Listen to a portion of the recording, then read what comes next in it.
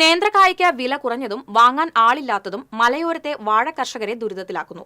ഏറെ പ്രതീക്ഷകളോടെ കൃഷി ചെയ്തുണ്ടാക്കിയ നേന്ത്രക്കുലകൾക്ക് ന്യായവില കിട്ടാതായത് കർഷകരെ നിരാശയിലാക്കുകയാണ്. വാഴകൃഷിക്ക് പ്രസിദ്ധമായ മറ്റത്തൂരിൽ പ്രധാനമായും 2 സീസണിലാണ് നേന്ത്രവാഴ കൃഷി ചെയ്യുന്നത്. കരഭൂമിയിൽ കൃഷി ചെയ്യുന്ന വാഴകൃഷിയുടെ വിളവെടുപ്പാണ് ഇപ്പോൾ നടക്കുന്നത്.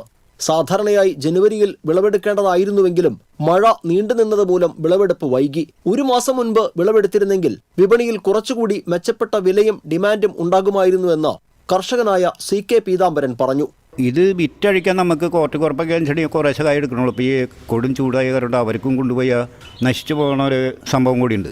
അതാത് ജില്ലകളിലെ ഉൽപ്പന്നങ്ങൾ എടുക്കാതെ മറ്റുള്ള ജില്ലകളിൽ നിന്ന് എടുക്കാനും പാടില്ല. അപ്പോൾ അങ്ങനെ ഒരു നിബന്ധനയും കൂടിയുണ്ട് കുറപ്പിന്. അപ്പോൾ ആ ജില്ലയിലെ ഉൽപ്പന്നങ്ങൾ എടുത്ത് കഴിഞ്ഞതിന് ശേഷമാണ് നമ്മുടേക്ക് എടുക്കുള്ളൂ. അപ്പം അങ്ങനെ വരുമ്പോൾ നമുക്ക് കുറേ ഒരു പരിമിതിയുണ്ട്, അവർക്കും പരിമിതിയുണ്ട്, നമുക്ക് കൊടുക്കാനും പറ്റണില്ല. ഈ സീസണിൽ വിളവെടുപ്പിന് പാകമാകുന്ന 30,000-ലേറെ നേന്ത്രവാഴകളാണ് ഇത്തവണ മറ്റത്തൂരിൽ കൃഷി ചെയ്തിട്ടുള്ളത്. കേരള പഴം പച്ചക്കറി പ്രൊമോഷൻ കൗൺസിലിന് കീഴിൽ കോടാലിയിൽ പ്രവർത്തിക്കുന്ന മറ്റത്തൂർ സ്വാശ്രയ കർഷക വിപണിയിൽ ഇപ്പോൾ ആഴ്ചതോറും 20,000-ഓളം കിലോ നേന്ത്രക്കായ എത്തുന്നുണ്ട്. ആവശ്യക്കാർ കുറവായതിനാൽ ഇത് മുഴുവൻ വിറ്റുപോകാത്ത സ്ഥിതിയാണ്. 4,000 കിലോയോളം നേന്ത്രക്കായ വിറ്റഴിയാതെ ഇവിടെ കെട്ടിക്കിടക്കുകയാണ്.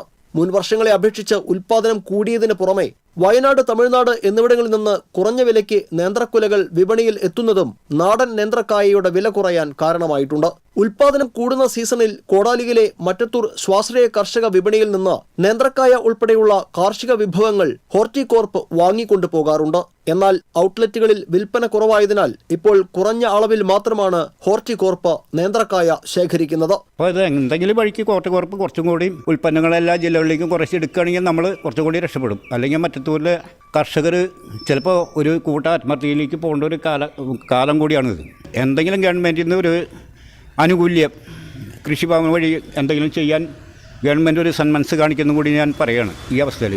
വിലയിടിവ് മൂലം ദുരിതത്തിലായ കർഷകർക്ക് കൃഷിവകുപ്പിൽ നിന്ന് ആവശ്യമായ സഹായം നൽകാൻ നടപടി വേണമെന്നാണ് ആവശ്യം ഉയരുന്നത്.